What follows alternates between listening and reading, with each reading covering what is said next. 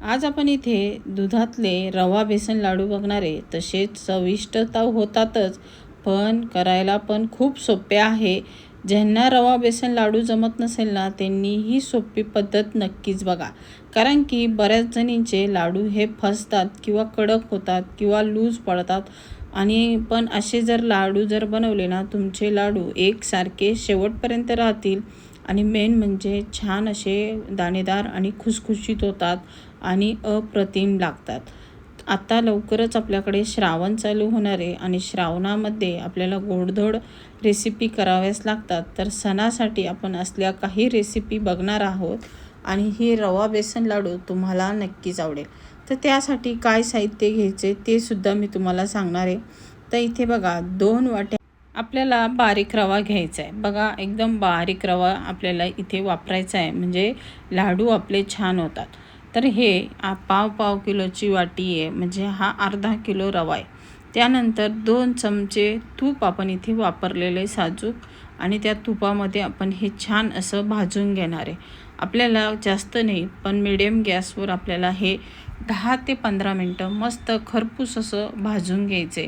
म्हणजे लाडवाची चव तर वाढतेच आणि लाडूसुद्धा टिकायला जास्त दिवस टिकतात. तर आता आपल्याला हा रवा मस्त असा भाजून घेणार आहे. बघू शकतात रवा छान भाजत आला का थोडासा 5 मिनटानंतर, तर आपल्याला त्यामध्ये अजून एक साहित्य घालायचे, ते म्हणजे बेसन.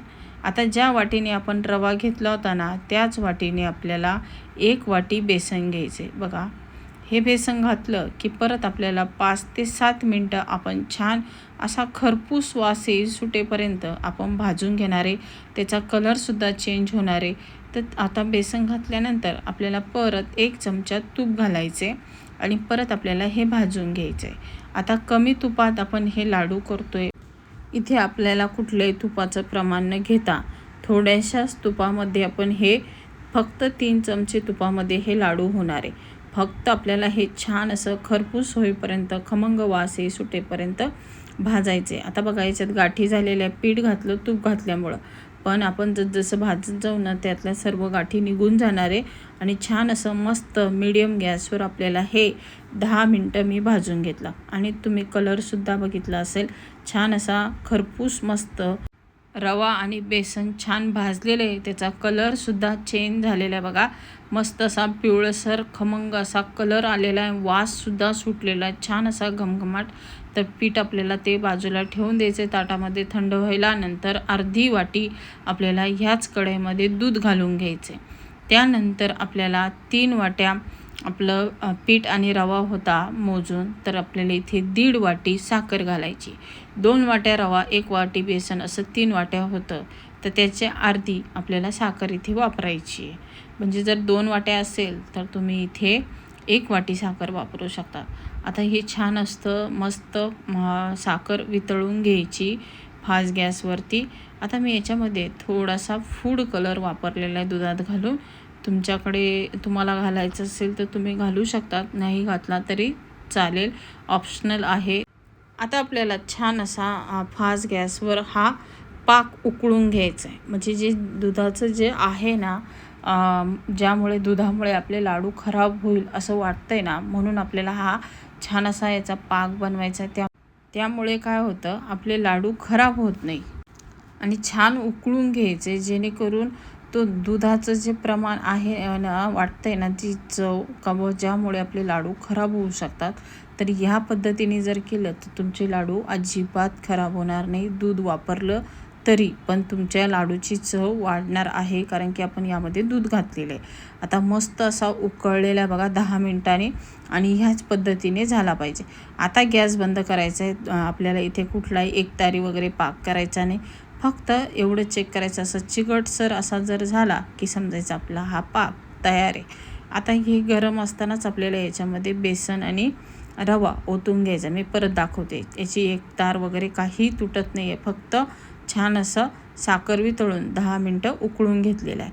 नंतर आता हे बेसन आणि रवा आपण यामध्ये घालून घेतलेले बघू शकतात ह्या पद्धतीने, आणि छान मिक्स करून घ्यायचे, जेणेकरून एकजीव होईल ते व्यवस्थित. गरम गरम आहे तोच हे व्यवस्थित मिक्स करून ठेवायचं आणि तसंच झाकून ठेवायचं. आता मी हे 2 तास तसंच झाकून ठेवणार आहे, जेणेकरून झाकल्यानंतर ते पाक आपल्या रव्यामध्ये छान मुरला जातो आणि लाडवाची चवसुद्धा वाढली जाते.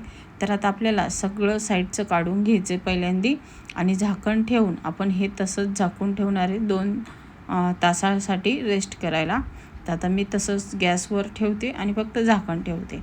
आता हे ठेवल्यानंतर मी तुम्हाला 2 तासानंतर उघडून दाखवते हे बॅटर कसं झालेलं आहे.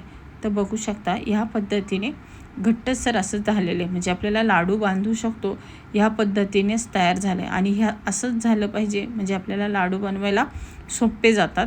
खूप पातळ असलं तर अजून तुम्ही एखादा तास ठेवलं तरी चालेल. आता छान मिक्स करून घेऊ. त्यानंतर आपल्याला चवीनुसार थोडीशी वेलची पूड घालायची, पाव चमचा, आणि जायफळ असेल तर तुम्ही याच्यामध्ये जायफळची पूडसुद्धा घालू शकतात. आणि त्यानंतर काजू बदाम मस्त असे तुपावरती तळून घ्यायचे, ते सुद्धा यावरती घालून घ्यायचे. त्यामुळे काय होतं, चव तर वाढतेच आणि खायला पण मस्त लागतात. आता हे छान असं मिक्स करून घेऊ आणि छान याचे लाडू बांधून घेऊ. जर तुम्हाला माझी रेसिपी आवडली तर प्लीज लाईक, शेअर आणि कमेंट करा. आणि अजूनपर्यंत आपल्या चॅनलला सबस्क्राईब केलं नसेल सविता फूड अँड आर्टला तर तुम्ही सबस्क्राईब करा, कारण की तुमच्यासाठी मी अशाच नवीन आणि सोप्या रेसिपी घेऊन येत असते. तर आता छान असं मिक्स करून घेतलं बघा, मी सगळं साईडचं काढून घेते आणि आता आपल्याला याचे छान असे लाडू बनवून घ्यायचे. आता त्यातला थोडासा गोळा घेऊन आपल्याला ह्या मिश्रणाचा असे लाडू बांधून घ्यायचे. बघा लाडू बनवायला किती सोपे जात आहे, तुम्ही बघू शकतात. अलगद असे आपण लाडू बनवू शकतो आणि एकदम एकसारखे हे लाडू बांधले जातात. छान असे गोल गरगरीत आपला हा इथे लाडू तयार आहे बघा, रवा बेसन लाडू दुधातला. तर तुम्हाला कसा वाटला हे तर सांगाच, पण ह्या पद्धतीने बनवा. आता सणासुदीचे दिवस चालू होत आहे ना, तर तुम्ही हे असे करूनसुद्धा ठेवू शकतात. मुलांनासुद्धा खायला आपल्याला पटकन जर भूक लागली तर हे बनवून ठेवू शकतात. ज्यांना गोड आवडतं ते त्यांचा तर विषयच नाही, त्यांना अशा रेसिपी खूप आवडतात. तर जर तुम्हाला गोड खावंसं वाटत असेल तरी तुम्ही ही रेसिपी नक्की ट्राय करून बघा. बनवायला अगदी सोपी आहे आणि मेन म्हणजे खूप पटकन होते. जास्त वेळ न घेता पटकन होणारी आपली ही रवा बेसन लाडू, दुधातले रवा बेसन लाडू तयार आहे. आणि हे घरी नक्की ट्राय करा. एकसारखे लाडू आपले तयार झाले बघू शकतात तुम्ही आणि एकदम छान झालेले. आता मी तुम्हाला एक तोडूनसुद्धा दाखवते, बघू शकतात. छान असे दाणेदार रवा बेसन आणि ठिसूरसुद्धा तितकेच झालेले, अजिबात कडक झाले नाही किंवा रेलले नाही आहे. एकदम व्यवस्थित असे लाडू तयार आहे.